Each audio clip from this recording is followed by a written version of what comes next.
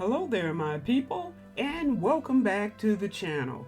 I am super excited to share with you today my most favorite episode of the TV series, and I'll go back and say the hit TV series, The Twilight Zone. The Twilight Zone originally aired in the late 50s and went on for about 5 to 6 years. And it became the most popular TV series in television history. What was so unique about The Twilight Zone, especially back in the day, was the fact that each episode was a self-contained story. It began, and then 30 minutes later, it had a great Twilight Zone ending.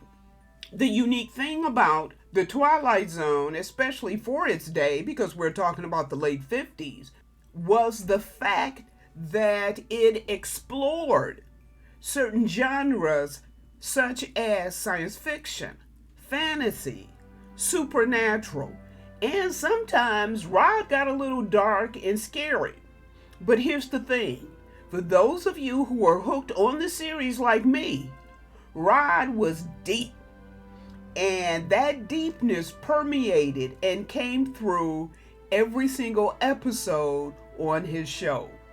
Rod was not afraid to delve into the question of the day, moral questions, psychological questions, philosophical questions, questions such as censorship, racism, the war, he was in World War II, and the human condition. And you saw these things being kind of meshed out in his episodes. Rod was able to blend his deep imaginative storytelling and that Rod Serling, I'm a serious cigarette smoker voice with the social acts of the day. And that's what made The Twilight Zone not only groundbreakingly ahead of its time, but enduring the test of time. Rod always began the show with an opening monologue to set the tone, and then he ended each episode with a parting comment, except for this one episode. In this episode, the story begins before Rod does his little intro. That's interesting, but something else occurs that sets this one episode apart from any other episode filmed over the nearly 6-year period. Not only does he not begin the story with his customary monologue, but something else happens at the end of the story that hadn't happened before and doesn't happen again. Let's see if you can spot it. As always, my people, hang around to the end and we'll do a little bit of chatting. Now, good evening, ladies and gentlemen. You are about to enter another dimension. A dimension not only of sight and sound, but of mind. Welcome, my peeps, to the Twilight Zone. Nightmares begin, or perhaps end. Very simple, direct, unadorned.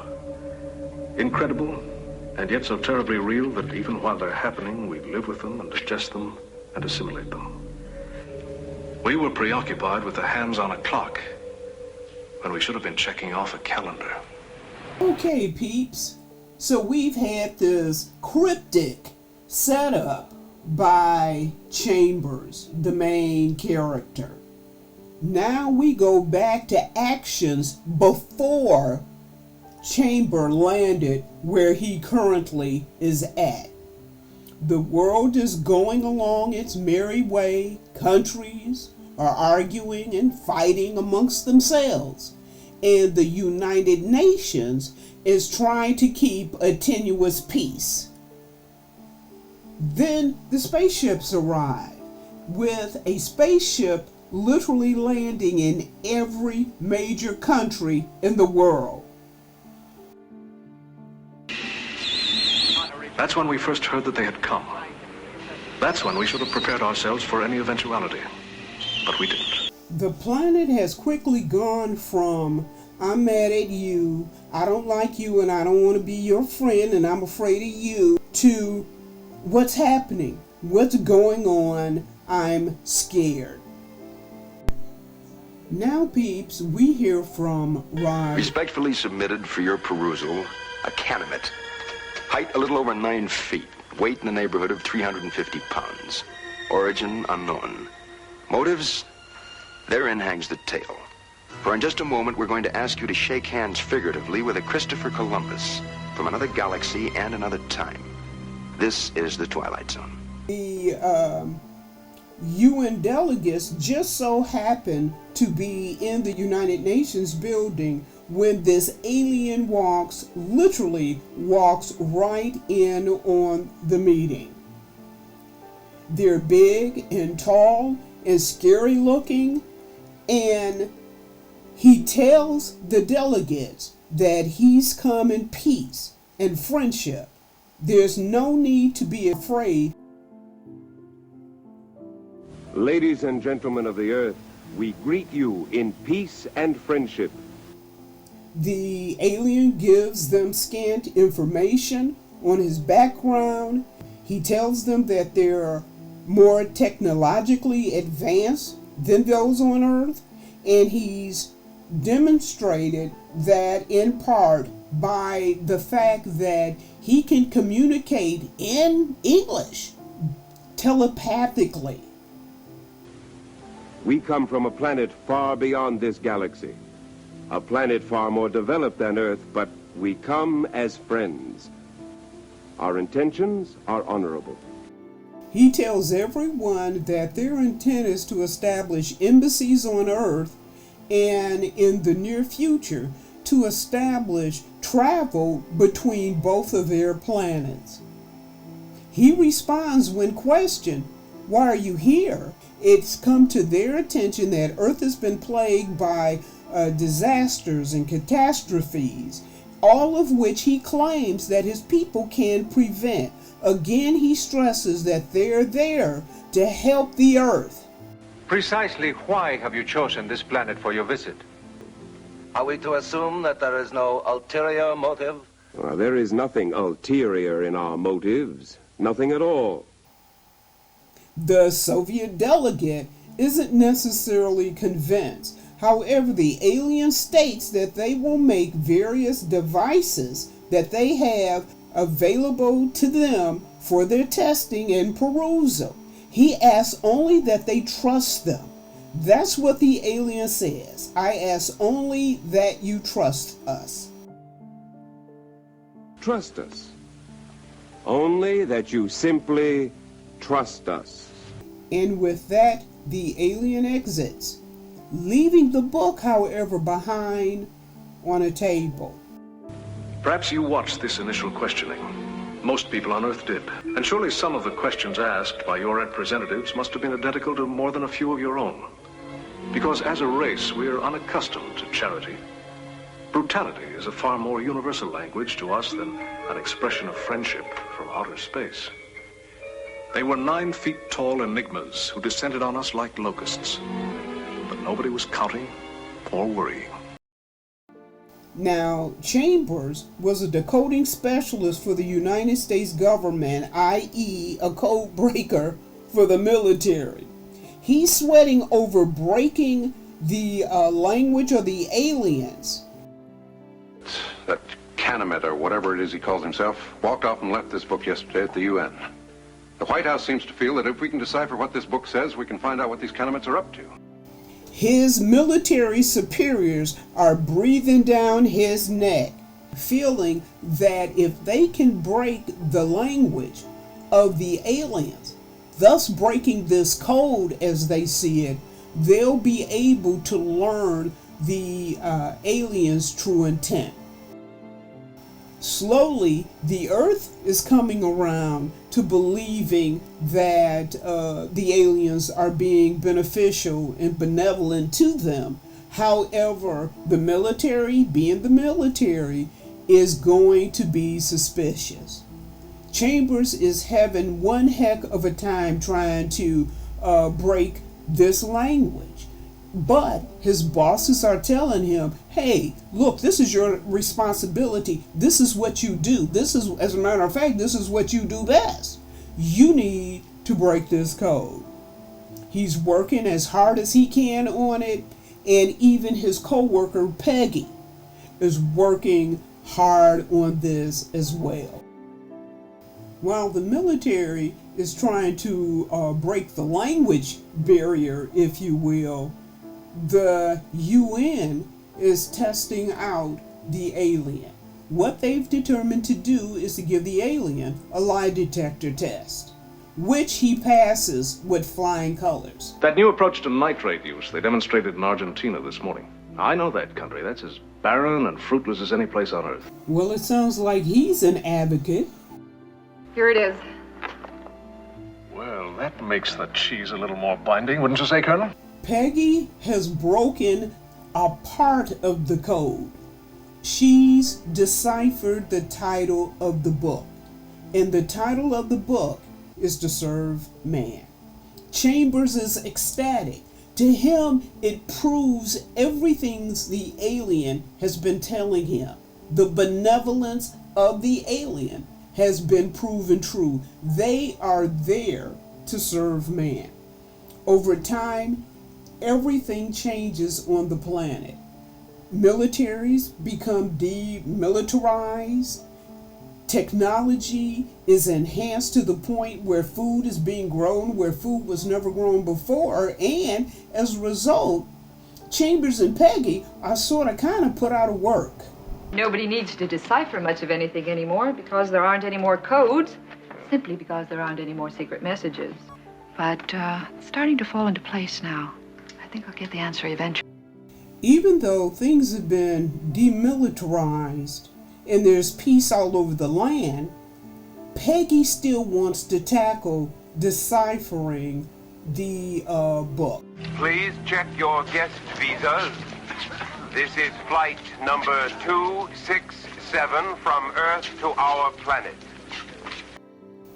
As more and more aliens arrive on Earth, more and more people from Earth are going to the alien planet with glee and excitement. Tell me they have a mean temperature of 76 degrees on their planet and the sun never goes. It's just one big holiday when you get there. They've even got a form of baseball or something like it. Leagues and everything, just like we've got. And the whole trip, billions of miles, only takes just a few days. Man, I don't think I'll want to come back once you do get there. These folks are beyond excited. You were thinking they were going to Disneyland for a couple of weeks on somebody else's dime. What you hear is what they've heard, what's been communicated to them by family and friends. Here we see Chambers. He's in line to go to the alien planet as well as a part of an exchange program. Now we see Peggy arriving at the departure site. She seems to be super excited. Chambers turns when she calls out his name and he gives a friendly wave, thinking that she's there to see them all. But she's there for much, much more. The rest of the book, To Serve Man, it's a cookbook.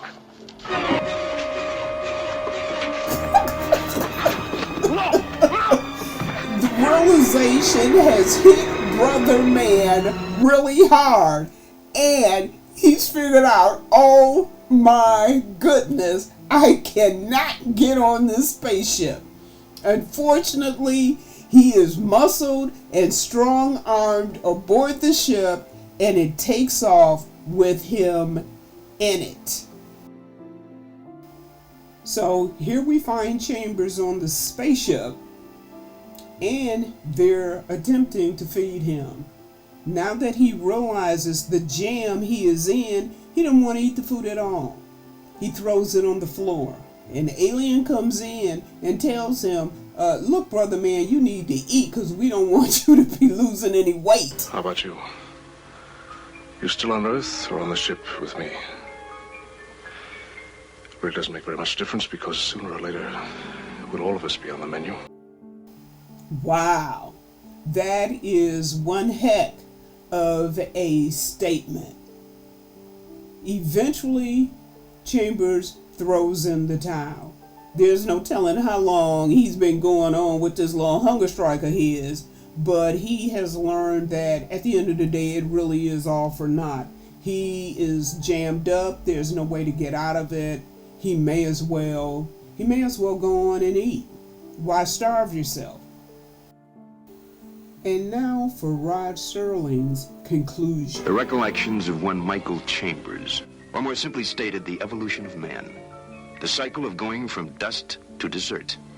The metamorphosis from being a ruler of a planet to an ingredient in someone's soup. It's tonight's bill of fare from the Twilight Zone. And there you have it, my people. So tell me, what do you think? Again, this is my most favorite Twilight Zone episode ever made in the world. It is so good. It keeps you engaged. It keeps you paying attention. It keeps you wondering, are these aliens really the good guys? Are they that benevolent? Do they really want to help the planet? Do they have good hearts? You're asking yourself that, but then again, in the back of your mind, you're waiting for a big old alien shoe to drop. Again, the beginning of the movie is so outside of what Twilight Zone beginnings are about. Usually you have Rod doing the setup. In this case, he had the protagonist, the main character, during the setup. He also did something else, if you will remember me mentioning it, that he had never done before and hasn't done since. Did you catch it? It's the main character breaking the fourth wall. For those of you who might not know, breaking the fourth wall is when an actor or actors, but in this case, when an actor turns directly to the camera and talks directly to the audience. That's called breaking the fourth wall. And Rod set it up superbly. I cannot envision this story ending any better way. I love the fact that Chambers' turn looked us dead in our eyes, if you will, and brought about that great ending.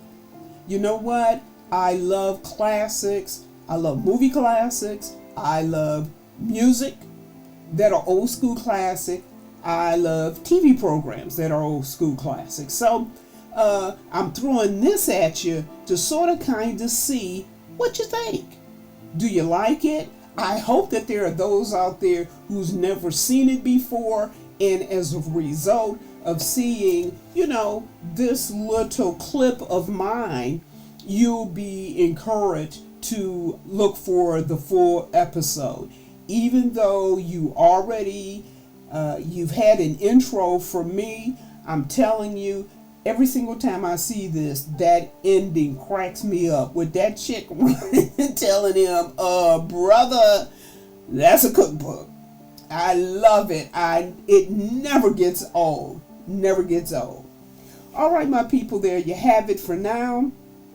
If you kind of like more content like this, I hope you do, because I love the Twilight Zone. I'm going to find another one that I'd like to introduce to you, if you don't mind. And also, if you don't mind, please subscribe, like, share, the whole bit. All right, leave a comment, and I'll chat back at you. There you have it for now, my people. Until next time.